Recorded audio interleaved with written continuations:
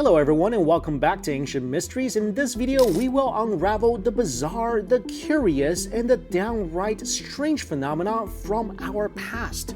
Today, we're stepping into a time machine to discover some of the most gag-worthy, mind-boggling practices of ancient and not-so-ancient civilizations.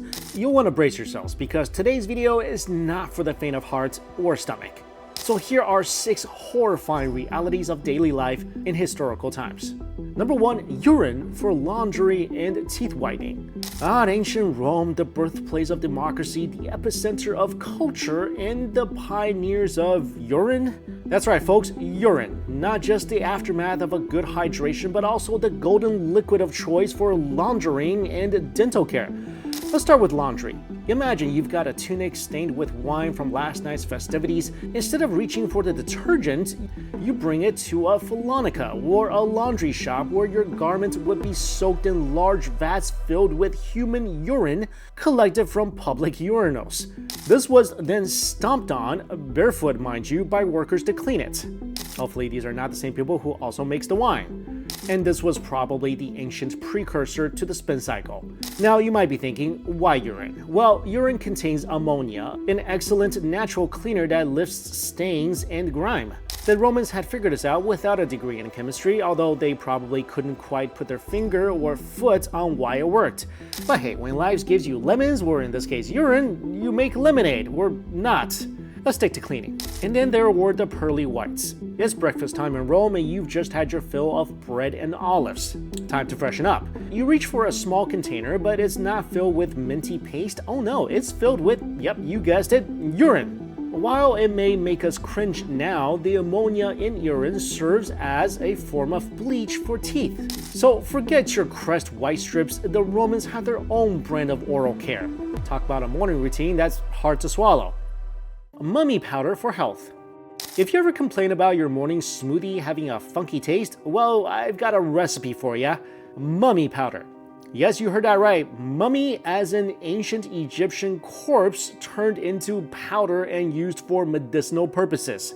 During the medieval era and even into the Renaissance, Europeans were absolutely bunkers for all things Egyptian, including their dead. Mummies were ground up into a powder that was then either ingested or applied to wounds, based on the belief that the eternal qualities of the mummy would be transferring to the living. It's the original "you are what you eat" mantra, but with a macabre twist. So how did they use it? Well, mummy powder could be mixed with other substances to treat a variety of ailments. Suffering from a headache, a spoonful of mummy powder was thought to take the edge off. Got an annoying wound that wouldn't heal? Slap some mummy powder on it. It's kind of like the duct tape of medieval healthcare. Good for everything, but not really good for anything when we look back with our modern understanding of medicine. And where did they source these mummies? Well, mostly from Egypt, of course, but as demand increased, supplies, of course, ran low. So low, in fact, that some apothecaries started making artificial mummies from the corpses of executed criminals, beggars, or even animals. This was pretty much the medieval version of a knockoff Gucci bag. Looks the same, but doesn't quite deliver the same flair. This is one of those bizarre chapters in history that really makes you appreciate your daily vitamin tablet or even that questionable detox tea you've been meaning to try.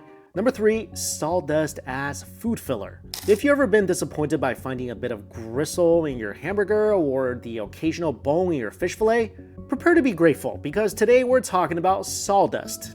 Yes, that fine particle byproduct you might associate with carpentry rather than cuisine. We're particularly looking at times of hardship like war and economic depression, where every morsel counted and people needed to make the most of what they had.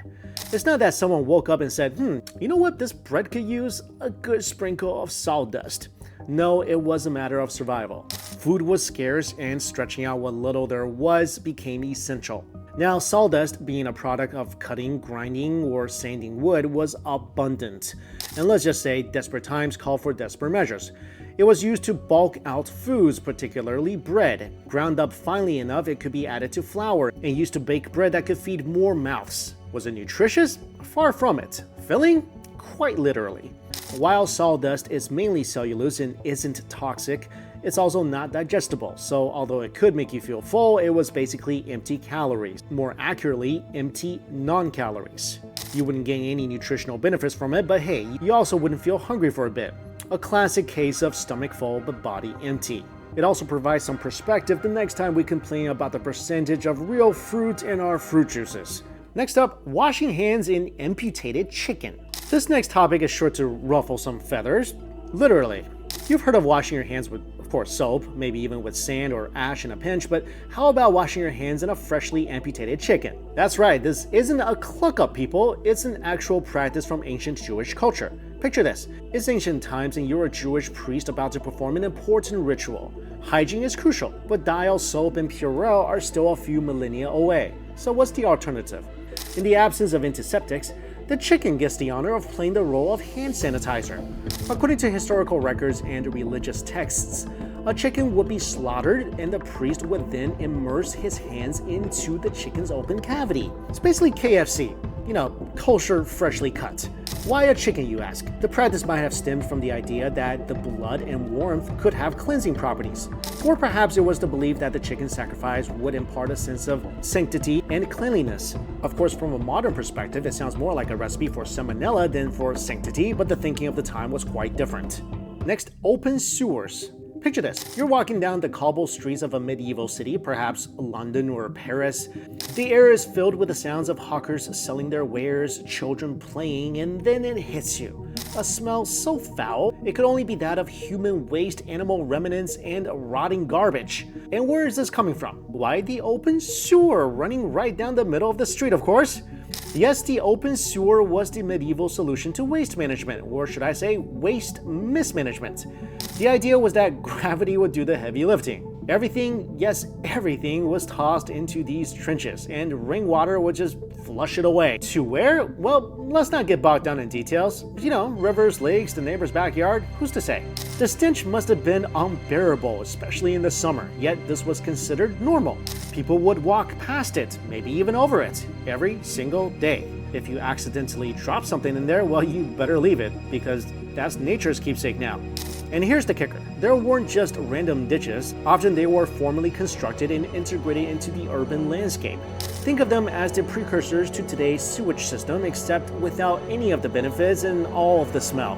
And speaking of sewage and things that smell, the last topic in our video, Groom of the Stool.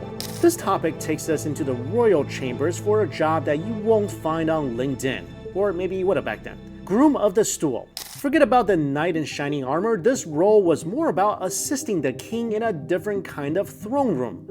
The Groom of the Stool had the, shall we say, privileged task of aiding the monarch during his most private moments. And by that I mean helping him with his bodily functions. The role includes everything from providing the necessary materials like cloth and water to the actual act of cleaning the king's posterior. Talk about an intimate understanding of royal affairs. Now you might be thinking, who on earth would want this job? Well, it turns out it was an incredibly sought after profession. Why? Because it meant unparalleled access to the king. I mean, while you're wiping his royal bottom, you could chat, give advice, maybe even influence policy, all while ensuring His Highness was fresh as a daisy down there. It's like being a confidant, but with additional responsibilities. The Groom of the Stool even kept records, often jotting down not just the king's bowel movements, but also snippets of conversations and royal decrees. This made him not just a sanitary aide, but also a chronicler of sorts. The position was considered so important that it often went to a position of noble birth. In fact, Sir Henry Norris, Groom of the Stool to Henry VIII, was a close friend of the king, until, of course, he was executed. But hey, such were the occupational hazards of getting too close to Tudor royalty.